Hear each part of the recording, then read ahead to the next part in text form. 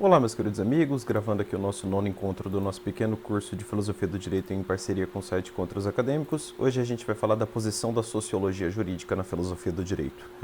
O caderno de hoje é bastante curto, esse encontro não vai ser tão longo e tem apenas um tópico intitulado Noção Geral de Sociologia Jurídica.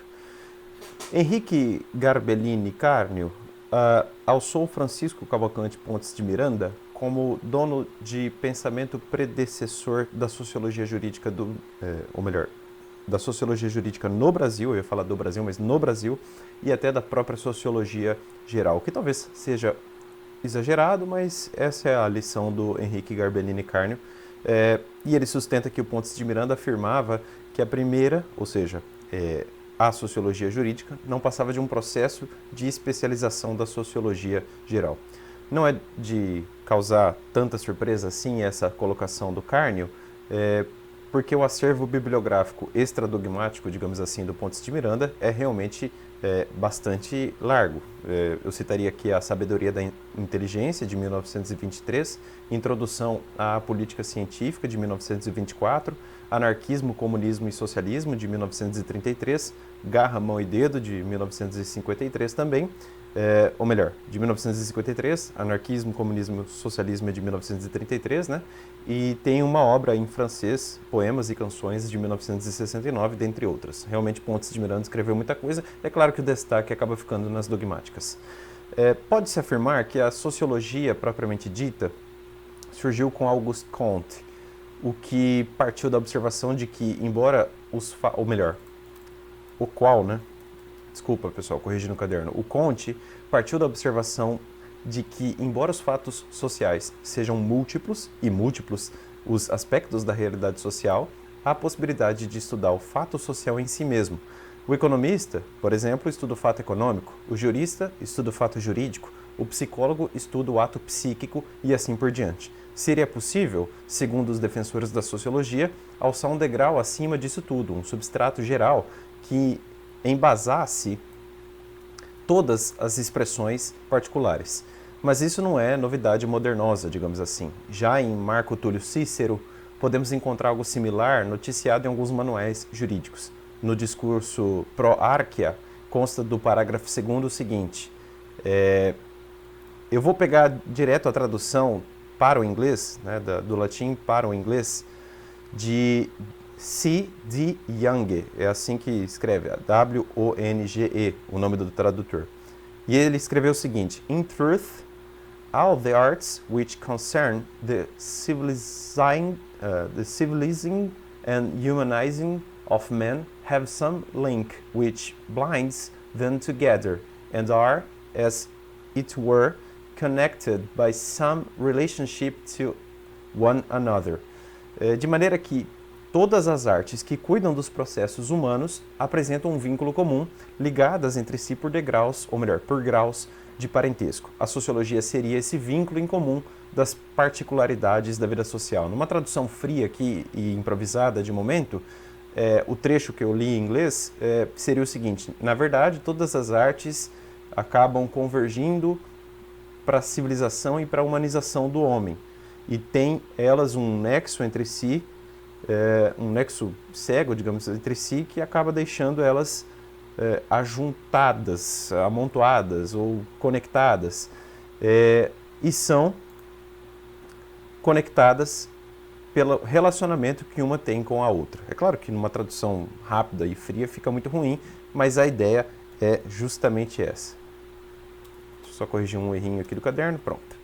Ao longo da história, surgiram posições variadas sobre a essência do conhecimento sociológico. Nós poderíamos arrolar aqui 4. E é claro que é uma lista que não é exauriente, tá? É só um exemplo.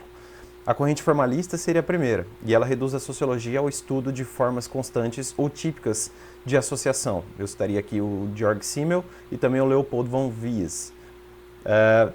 A segunda corrente seria a corrente material, que é centrada no empirismo e tem tendências positivistas, como é de se esperar. A terceira corrente é a culturalista, que tenta equilibrar essas duas últimas teorias.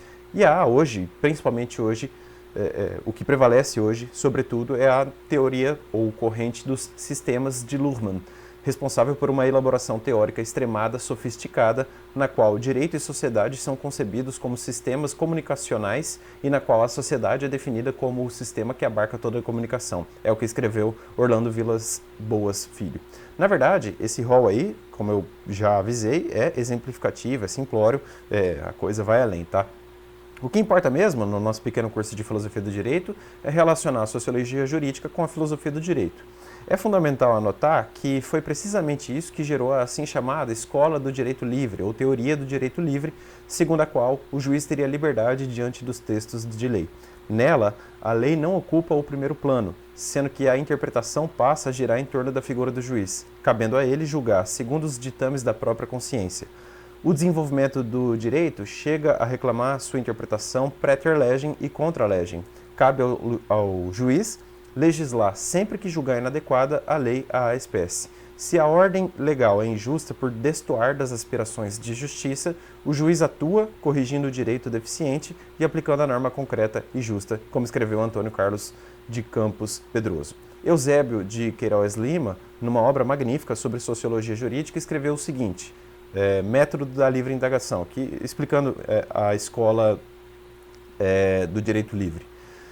A mesma tendência de que resultou o ressurgimento do direito natural, subvariado das formas, produziu no campo especial da interpretação das leis um movimento conhecido como do direito livre, ou livre investigação, freies Recht, freie Rechtsfindung, livre, ou livre Recherche. Eu acho que seria francês, eu não sei falar francês, tá? Mas esse termo final aí parece que é francês, não é alemão não, é francês. Esta teoria é uma ampliação do conceito da escola histórica, tanto no sistema de raciocínio como no alcance. Se, de um lado, e se é com I mesmo, tá? Era o vernáculo da época, então vou colocar um SIC aqui para ninguém depois falar que eu escrevi errado.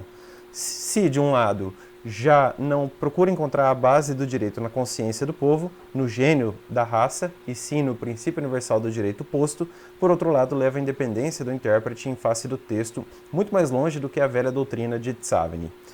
Pode-se dizer que a noção do direito livre, em sua expressão rigorosa, foi formulada em 1906 pelo professor alemão Hermann Kantorowicz, sob o pseudônimo Gnaeus Flavius, com a monografia Luta pela Ciência do Direito, que seria Der Kampf die Rechtswissenschaft, que alcançou no mundo das letras jurídicas um extraordinário sucesso. Nesse panfleto, depois de uma crítica acerca da atividade prática e aos recursos técnicos do sistema judiciário contemporâneo, com que procurou demonstrar que que são efetivamente irrealizáveis e têm sido desrespeitados em todos os tempos os postulados da justiça tradicional, inteira subordinação do juiz à lei, proscrição de qualquer julgamento que não se funde à lei, ou melhor, que não se funde na lei, necessidade de serem as sentenças compridamente motivadas, é assim que está escrito, com assento legal obrigatório, sustentou que o juiz deve procurar o direito justo, que seria richtiges Recht, onde quer que se encontre, dentro da lei, se for possível, além da lei, praeter legem, se esta não der a solução procurada, e até com... Tá estranha a escrita, porque o C não consta da obra dele. Então, tá escrito assim, ó, sempre que esta não der a solução procurada e até com desprezo da lei, contra a legem. Ah, tá, ó, é assim, ó. Então, o que ele sustentou, o Kantorowicz? Onde quer que ele se encontre dentro da lei, se for possível, além da lei, praeter legem, sempre que esta não der a solução procurada. Agora sim, e até com desprezo da lei, contra a legem, quando ela se apresentar antissocial e injusta. Sem dúvida, os exageros patentes desse ponto de vista não são partilhados pelos grandes nomes que, antes e depois de Kantorowicz, se filiam à doutrina do direito livre. Esses escritores, para a facilidade da exposição, podem ser divididos em duas correntes. A primeira, a que pertencem Ehrlich, Stammler, Kohler, etc., caracteriza-se pelo pouco apreço ligado à hermenêutica. Desde que a solução não decorra diretamente do texto, pode o juiz criar para o caso a solução adequada. A segunda, de Genie, Gmour, Hampel, Bruet e tantos outros, só concede ao juiz a liberdade de decisão depois de devidamente esgotados todos os recursos de interpretação da lei. Eu acabei de ler aqui, repito, Eusébio de Queiroz Lima. Ainda que sofra críticas, é razoável admitir, de alguma forma, que a corrente sociológica realmente enriqueceu a tarefa hermenêutica, ficando clara a insuficiência da interpretação exegética do direito. Por outro lado, é bom avisar que ir muito além desse discurso pode legitimar um perigoso flerte com arbitrariedades. Há um pouco de romance nessa linha de pensamento, o pessoal no começo da graduação cai muito fácil nisso aí, mas o tempo mostra que esse romance já passou e que o direito pressupõe, de algum modo, as balizas da forma, da formalidade, e a forma é um elemento de segurança e de garantia. Na esteira da preocupação do que é o direito, a sociologia acaba incorrendo no mesmo problema do direito comparado. Eu falei disso no 7º encontro. Esse foi o 9º encontro, bastante curto, é verdade, até porque a pretensão aqui é de ser um pequeno curso. Eu volto no 10º encontro para falar da teoria dos objetos e também da teoria dos valores. Até mais, pessoal.